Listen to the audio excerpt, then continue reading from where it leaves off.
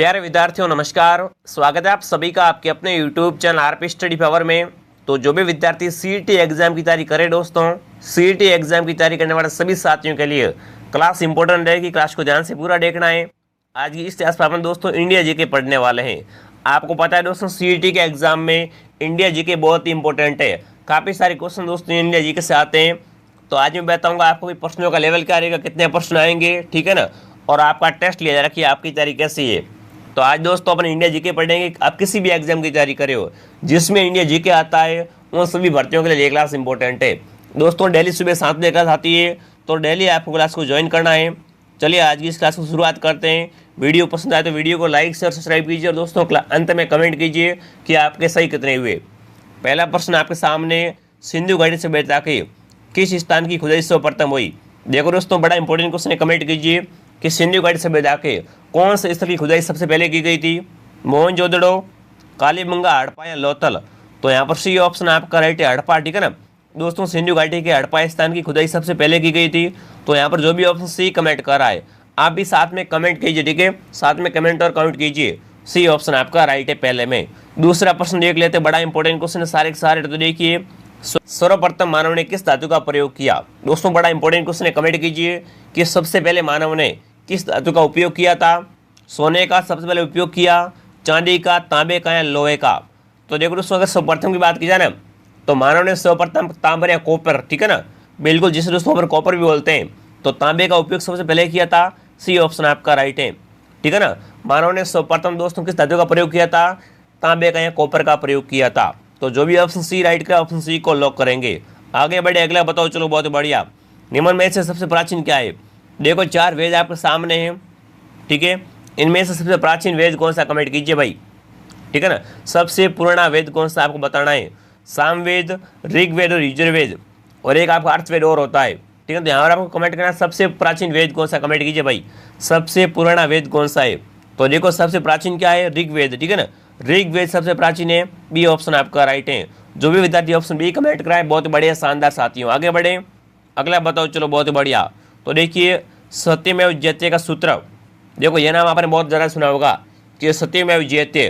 तो इसका सूत्र किस वाक्य ग्रंथ से लिया गया, बताओ भाई। दोस्तों सत्यमेव जयते का सूत्र जो किस ग्रंथ से लिया गया है, ऋग्वेद से लिया गया है, महाभारत से, रामायण से या दोस्तों मुंडकोपनिषद से। बताओ दोस्तों सत्यमेव जयते का सूत्र किस ग्रंथ से लिया गया है। तो ये दोस्तों लिया गया आपका मुंडकोपनिषद, ठीक है ना, मुंडकोपनिषद से लिया गया है। जो भी ऑप्शन डी राइट कराए, ऑप्शन डी को लॉक करेंगे। बड़ा इंटरेस्टिंग क्वेश्चन है, बड़ा शानदार प्रश्न है, पॉपुलर है, ठीक है ना। ये प्रश्न कई बार एग्जाम आ चुके हैं। आगे बढ़े, अगला बताओ। चलो बहुत ही बढ़िया। अगला देखिए वैदिक युग में प्रचलित लोकप्रिय शासन प्रणाली। बताओ दोस्तों वैदिक युग की प्रचलित है जो लोकप्रिय शासन प्रणाली कौन सी थी। निरंकुश, प्रजातंत्र, गणतंत्र या दोस्तों वंश परंपरागत राजतंत्र। बताओ भाई। देखो अभी दोस्तों आपने प्रधानमंत्री वगैरह होते, ठीक है ना, पहले क्या होते थे, राजा महाराजा होते थे। तो उसी प्रकार उसमें पूछा एग्जाम में कि वैदिक युग में, ठीक है, वेदों के युग में प्रचलित लोकप्रिय शासन प्रणाली कौन सी थी आपकी। तो वो दोस्तों वंश परंपरागत, ठीक है ना, वंश के परंपरागत के अनुसार राजतंत्र। जो भी ऑप्शन डी राइट करा है, ऑप्शन डी को लॉक करेंगे। दोस्तों वैदिक युग में शासन प्रणाली कैसी थी, बिल्कुल आपको राइट करना है, वंश परंपरागत राजतंत्र, ठीक है ना। तो सी डी ऑप्शन आपका राइट है। आगे बढ़े, अगला बताओ। चलो बहुत बढ़िया। ऋग्वेद काल में कौन से 3 देवता विशेषकर प्रमुख थे। अगला देखिए ऋग्वेद काल में कौन से 3 लोक देवता विशेषकर, अगला देखिए ऋग्वेद काल में कौन से 3 देवता विशेषकर प्रमुख थे। दोस्तों बड़ा इंपॉर्टेंट क्वेश्चन है, कमेंट कीजिए कि ऋग्वेद काल में कौन से 3 देवता विशेषकर जो प्रमुख रूप से जो थे आपके। तो देखिए रुद्र, विष्णु और इंद्र, अग्नि, इंद्र और सोम, इंद्र, वरुण और रुद्र या दोस्तों अग्नि, इंद्र, विष्णु। बताओ भाई दोस्तों ऋग्वेद काल में कौन से 3 देवता विशेषकर प्रमुख थे। तो वो दोस्तों कौन थे आपके, बिल्कुल अग्नि, इंद्र और सोम, ठीक है ना। बी ऑप्शन आपका राइट है। यहाँ पर दोस्तों पूछ ले कि ऋग्वेद काल के प्रमुख लोक देवता कौन थे आपके, तो अग्नि, इंद्र और सोम आपको राइट करना है। आगे बढ़े, अगला बताओ। चलो बहुत ही बढ़िया। तो देखिए भागवत धर्म के प्रवर्तक थे। दोस्तों ये बड़ा इंपॉर्टेंट है, ठीक है ना। भागवत धर्म के प्रवर्तक कौन थे आपके, जनक, कृष्णा या दोस्तों याज्ञवल्क्य या दोस्तों सूरदास। बताओ दोस्तों भागवत धर्म के प्रवर्तक कौन थे आपके, श्री कृष्ण, ठीक है। कृष्ण ऑप्शन आपका राइट है। जो भी बी राइट कर रहा है, जब भी दोस्तों भागवत धर्म का नाम आए ना या इसका प्रवर्तक पूछे तो आपको कृष्ण राइट करना है। आगे बढ़े, अगला बताओ, चलो बहुत बढ़िया। देखो 16 महाजनपद की सूची, आपने नाम सुने होंगे महाजनपदों के, ठीक है ना, कि 16 महाजनपद है। तो इनकी सूची दोस्तों किस बौद्ध ग्रंथ में मिली, बताओ दोस्तों। दोस्तों 16 महाजनपदों की सूची किस बौद्ध ग्रंथ में मिलती है? त्रिपिटक में, अंगुत्तर निकाय में, ललित विस्तार में, या दोस्तों दीप वंश में? बताओ दोस्तों। अगर दोस्तों 16 महाजनपद की बात की जाए ये कहाँ पर मिलते हैं अपन को? ये दोस्तों बौद्ध धर्म ग्रंथ में, ठीक है ना, बौद्ध ग्रंथ में अंगुत्तर निकाय में मिलते हैं। तो जो भी ऑप्शन बी राइट कर रहा है, ठीक है ना, ऑप्शन बी को लॉक करेंगे। ये क्वेश्चन कई बार आ चुका है, पूछ ले महाजनपद कितने थे? 16 महाजनपद थे आपके, ठीक है। इनकी सूची कहाँ से मिलती है? बौद्ध ग्रंथ में आपके अंगुत्तर निकाय से मिलती है। आगे बढ़े, अगला बताओ, चलो बहुत बढ़िया। कितने शानदार प्रश्न है दोस्तों। वीडियो को लाइक शेयर कीजिए, सब्सक्राइब जरूर कीजिए और कमेंट कीजिए कि प्राचीन भारत में चंपा किस महाजनपद की राजधानी थी? बताओ दोस्तों। दोस्तों प्राचीन भारत में चंपा किस महाजनपद की राजधानी थी? बज्जी की, काशी की, अंग या मगध की? तो देखो दोस्तों अंग की राजधानी कौन थी? देखो अंग दोस्तों महाजनपद था और इसकी राजधानी थी आपकी चंपा, ठीक है ना। तो यहाँ पर सी ऑप्शन आपका राइट है। अगर आप भी यहाँ पर सी कमेंट करे हो, बहुत बढ़िया, वेरी गुड, आपकी तैयारी शानदार है। आगे बढ़े, अगला बताओ, चलो बहुत बढ़िया। जैन तीर्थकर श्री महावीर जी का जन्म, देखो दोस्तों जैन तीर्थकर कौन थे? आपके महावीर जी थे, ठीक है ना। तो इनका जन्म कहाँ पर हुआ था? गया में, वैशाली में, सारनाथ में, या दोस्तों लुम्बिनी में? बताओ जैन तीर्थकर महावीर जी का जन्म कहाँ पर हुआ था? तो देखो साथियों महावीर जी का जन्म कहाँ पर हुआ था? तो इनका जन्म दोस्तों वैशाली में। कहाँ पर? इनका जन्म वैशाली में हुआ था, ठीक है ना। ये बड़ा इंपॉर्टेंट क्वेश्चन है। जो भी ऑप्शन बी राइट कराए, ऑप्शन बी को लॉक कर दो। आगे बढ़े, अगला बताइए, जैन धर्म के अंतिम तीर्थकर कौन थे? अब देखो यहाँ से दो ऊपर तरीके से प्रश्न आएगा, ठीक है ना।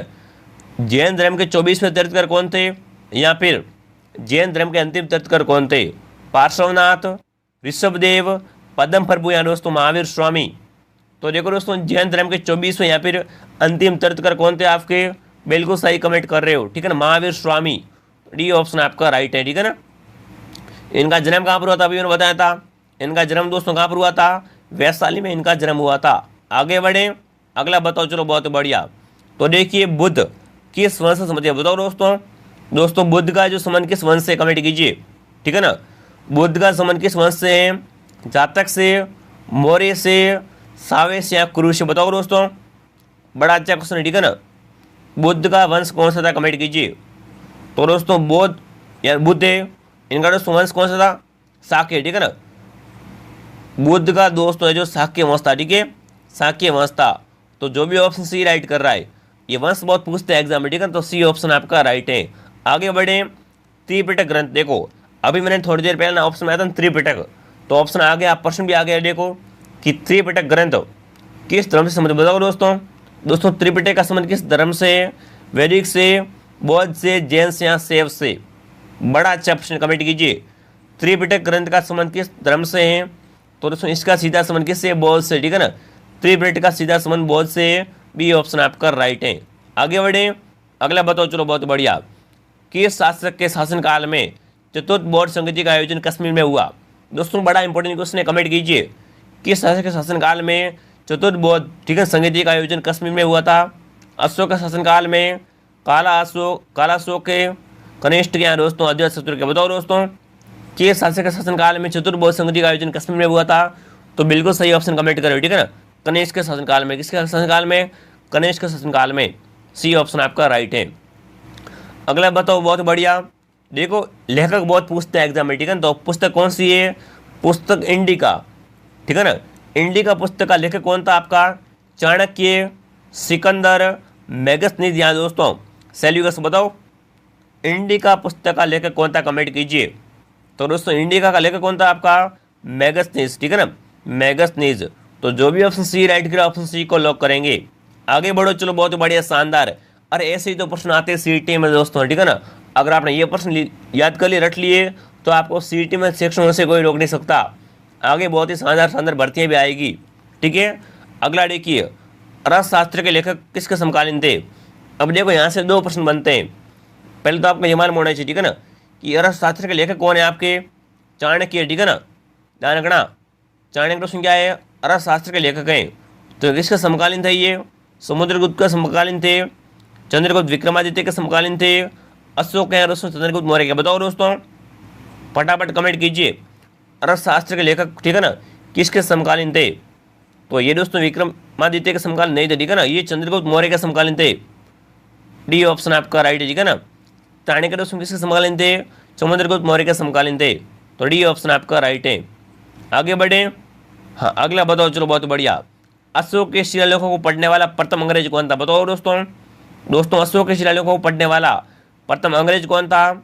जॉन टावर, फेनलेथल, जेम्स प्रिंसेस या दोस्तों आर्य स्मिथ। बताओ दोस्तों, अशोक के शिलालेखों को पढ़ने वाला प्रथम अंग्रेज कौन था? तो वो दोस्तों कौन था आपका? जेम्स प्रिंसेस, ठीक है ना, जेम्स प्रिंसेस। सी ऑप्शन आपका राइट है। आगे बढ़ो, चलो बहुत बढ़िया। मौर्य काल में प्रचलित विनिमय में का माध्यम तो बताओ दोस्तों। देखो यहाँ पर अब क्या चलता है इंडिया में? पैसे, ठीक है ना, रुपये होते हैं ना। जैसे कि आपको मार्केट से कोई चीज़ खरीदनी है, अपन क्या देंगे वहाँ पर? उसको रुपये पैसे देंगे, तभी आपको वो चीज़ देगा, रुपये देने पड़ते हैं ना। उसी प्रकार दोस्तों मौर्य काल में क्या देना पड़ता था? पण थे, दीनार थी, वराथियाँ दोस्तों, चरनी थी। बताओ दोस्तों मौर्य काल में प्रचलित विनिमय का माध्यम क्या था या साधन क्या था? तो पण था, ठीक है ना। पहले पण चुकाने पड़ते थे, अब दोस्तों क्या चुकाते हैं? अपन पैसे चुकाते हैं, रुपये चुकाते हैं। तो ये ऑप्शन आपका राइट है। आगे बढ़े, अगला बताओ, चलो बहुत बढ़िया। मौर्य काल में शिक्षा का सर्वश्रेष्ठ प्रसिद्ध केंद्र था। अब देखो ये केंद्र तो बड़ा फेमस है। जब भी शिक्षा के दोस्तों केंद्र की बात करें ना, तो तक्षशिला का नाम सबसे पहले आता है, ठीक है ना। तक्षशिला का नाम सबसे प्रथम आता है, ठीक है ना। तो यहाँ पर बी ऑप्शन आपका राइट है। मौर्य काल में दोस्तों शिक्षा का प्रसिद्ध केंद्र कौन सा था आपका? तक्षशिला। जो भी ऑप्शन बी राइट कर रहा है, ठीक है ना, ऑप्शन बी आपका राइट है। आगे बढ़े, अगला देखिए। पतंजलि किस शुंग शासक का पुरोहित था? बताओ दोस्तों, पतंजलि का नाम तो सभी ने सुना होगा, तो कमेंट कीजिए। पतंजलि, ठीक है ना, किस शुंग शासक का दोस्तों पुरोहित था? अग्निमित्र का, पुष्यमित्र का, वसुमित्र का, दोस्तों सुज्येष्ठ का। बताओ भाई, पतंजलि किस शुंग शासक का पुरोहित था? तो यहाँ पर दोस्तों सीधा ऑप्शन बी आ रहा है, ठीक है। पुष्यमित्र का दोस्तों क्या था? पुरोहित था। बी ऑप्शन आपका राइट है। आगे बढ़े, अगला बताओ, चलो शानदार। संगम साहित्य किस भारतीय भाषा से मध्य? बताओ दोस्तों, संगम साहित्य का संबंध कहाँ से है? तमिल भाषा से है, तेलुगु से, मराठी से या बंगाली से? बताओ, संगम साहित्य का संबंध भारत की किस भाषा से है? तो इसका संबंध दोस्तों तमिल से, ठीक है ना। ए ऑप्शन आपका राइट है। अगला देखो, चलो बहुत ही बढ़िया, शानदार। साथ में कमेंट और काउंट, ठीक है, रुकना नहीं चाहिए। कमेंट रुकना नहीं चाहिए और कमेंट भी साथ में कीजिए और काउंट भी कीजिए। और बताओ साथियों कि प्रयाग प्रशस्ति का रचनाकार बताओ। रचना बहुत पूछते हैं एग्जाम में, ठीक है, लिख लेना, कमेंट कीजिए। प्रयाग प्रशस्ति का रचनाकार कौन था आपका? बाण भट्ट, हरिशेन, चाणक्य, हर्ष कवि। बताओ, प्रयाग प्रशस्ति का रचनाकार कौन था आपका? तो यहाँ पर सीधा उत्तर आ रहा है ऑप्शन बी, हरिशेन, ठीक है ना। हरिशेन ने लिखी थी प्रयाग प्रशस्ति। बी ऑप्शन आपका राइट है। आगे बढ़े, अगला बताओ। तो देखिए नाट्य शास्त्र के रचयिता, फटाफट कमेंट कर दो भाई। दोस्तों नाट्य शास्त्र के रचयिता कौन थे? कमेंट कीजिए। भरत मुनि, नारद मुनि, झुंडू मुनि या दोस्तों व्यास मुनि। बताओ, नाट्य शास्त्र के रचयिता कौन थे आपके? बिल्कुल कौन दोस्तों? भरत मुनि आपके नाट्य शास्त्र के रचयिता थे। आगे बढ़े, अगला बताओ, चलो बहुत बढ़िया। मंदिरों का नगर बताओ भाई। दोस्तों मंदिरों का नगर किसे कहते हैं? कमेंट कीजिए। बड़ा फेमस है, उपनाम पूछा है, ठीक है ना। मंदिरों का नगर किसे कहते हैं? तो देखिए, ऐहोल को, मान्यखेट को या दोस्तों पटुलकल को या दोस्तों खजुराहो को। बताओ, मंदिरों का नगर किससे कहा जाता है? तो देखो साथियों, मंदिरों का नगर है जो ऐहोल को कहते हैं, ठीक है ना, ऐहोल को कहते हैं। ए ऑप्शन आपका राइट है। अगला बताओ, चलो बहुत बढ़िया। सोमनाथ के मंदिर पर किसने आक्रमण किया था? अब देखो ये आक्रमण तो बहुत ही फेमस है, ठीक है ना, क्योंकि ये कितने बार आक्रमण हुआ था? 17 बार, ठीक है ना। सोमनाथ पर दोस्तों 17 बार आक्रमण करने वाला कौन था आपका? तो मोहम्मद गजनवी, ठीक है ना। दोस्तों मोहम्मद गजनवी ने सोमनाथ के मंदिर पर 17 बार आक्रमण किया था। तो अपन इसे कैसे भूल सकते हैं, ठीक है ना। डी ऑप्शन आपका राइट है। देखो दोस्तों, मोहम्मद गजनवी के समकालीन कौन से लोग दिया था? तो गोगा जी, ठीक है ना, गोगा जी इनके समकालीन थे, ठीक है। अगला बताओ, चलो बहुत बढ़िया। भारत का प्रथम मुस्लिम शासक कौन था? बताओ दोस्तों इंडिया का पहला मुस्लिम शासक कौन था? मोहम्मद गजनवी, मोहम्मद गोरी, बाबर या दोस्तों मोहम्मद बिन तुगलक। बताओ, भारत का प्रथम मुस्लिम शासक कौन था आपका? बिल्कुल दोस्तों मोहम्मद गोरी, ठीक है ना, मोहम्मद गोरी। बी ऑप्शन आपका राइट है। आगे बढ़े, अगला बताओ, चलो बहुत ही बढ़िया। तो देखिए हजरत निजामुद्दीन औलिया की दरगाह कहाँ पर? बताओ दोस्तों हजरत निजामुद्दीन औलिया की दरगाह कौन से स्थान पर है या कहाँ पर है? औरंगाबाद में, अजमेर में, दिल्ली में, मुंबई में। तो जब भी दोस्तों एग्जाम में आए सवाल, ठीक है ना, कि हजरत निजामुद्दीन औलिया की दरगाह कहाँ पर है, तो यहाँ पर आपको सीधा ऑप्शन नई दिल्ली, ठीक है ना, नई दिल्ली राइट करना है। आगे बढ़े, अगला बताओ। चलो बहुत ही बढ़िया। दिल्ली की प्रसिद्ध जामा मस्जिद का निर्माण किसने करवाया? दोस्तों यहाँ से दो तरीके से क्वेश्चन आता है, ठीक है ना। एक तो कि जामा मस्जिद कहाँ पर है, तो दिल्ली में। इसका निर्माण करता कौन था आपका? हुमायूं, शाहजहां, अकबर या दोस्तों इब्राहिम लोधी। कमेंट कीजिए।